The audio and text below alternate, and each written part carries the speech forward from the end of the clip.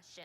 Is it a mental disorder or is it a personality trait? And what's the difference? Rochelle Carey is here to find out. Hi, Rochelle. Hey, and to answer the question on what the difference is, Susan, according to the New York Times, the group in charge of publishing the Mental Disorders Manual says narcissism is more of a personality trait, not an illness. That is a change, okay? We can recognize, like you said, narcissistic behavior, people that really think a lot of themselves. I mean, on the extreme scale, think a lot of themselves, and they also don't have any empathy for other people. Well, some experts fear that removing it from the list could lessen diagnosis. People won't go get treatment, and that they think people with extreme cases of narcissism do need help. Well, we've been asking you today, what do you think narcissism is? Is it a disorder? Is it just a personality trait? We're going to get some of your views, and then we're going to let a professional weigh in on this, okay? Mark said this on my Facebook page. I believe that it can be both a mental disorder and a learned trait. Either way, it's not desirable, but seems to be becoming more prevalent. Okay, I got a cheeky little comment on Twitter. This one's funny. William tweeted this. Too busy looking in my mirror and kissing my muscular forearms to answer that, Rochelle.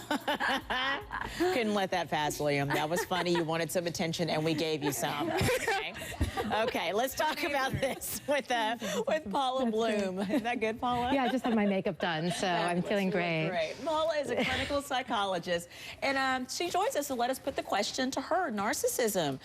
What do you think about the fact that a group of professionals, Paula now says, you know what, we've been treating this wrong. It is not a disorder, it's just a personality trait. What is your immediate reaction to that? Okay, so let me just explain. The DSM, the Diagnostic Statistical Manual, which is what we're talking about, this is the way that we in the mental health profession know that when I say someone's depressed and that person says someone's depressed, that we know that person's depressed. It's a way of having labels that have specific meanings, okay? So everyone's on the same page. Exactly. It is both a very important document that takes a long time to revise. The last major one was in '94, but it's also something that we know that when we know more, we change it. I mean, there's a time where people thought schizophrenia, that the cause of that was a bad mother.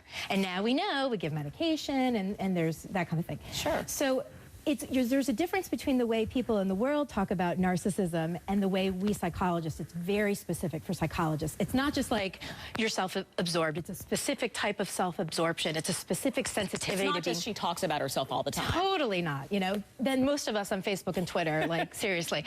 I was having what are you saying, Paula? Yeah. We were just having I was at a party this weekend talking about this. It was really funny. And they're like, maybe they're taking the diagnosis away because it's become so normal it's not pathological anymore.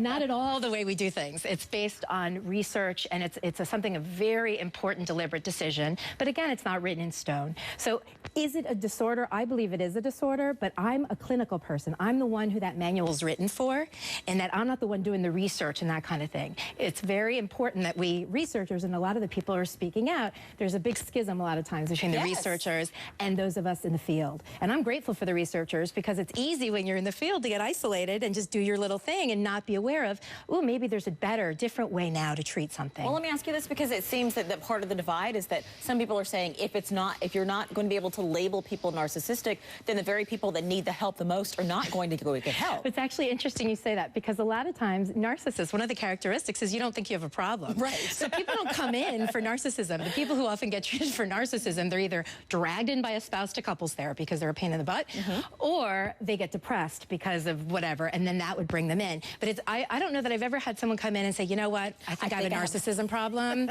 I need help for that. So you're not buying that argument. I'm not buying that argument, but I do think it's important language. It's not about labeling people, but it's important to have language that's very specific about, you use this word, what does it mean in our field, so that researchers, when they're finding new ways, we know it's these characteristics. If everyone has their own definition, or we totally get rid of it, I can see how there are people concerned that if we don't have a label, we're not going to pay attention to that. Okay. Thank you very much. Let me tell people, we still want regular lay people's opinions on this as well. Totally. We've had so many people call in that say, just don't marry someone with this particular personality trait or just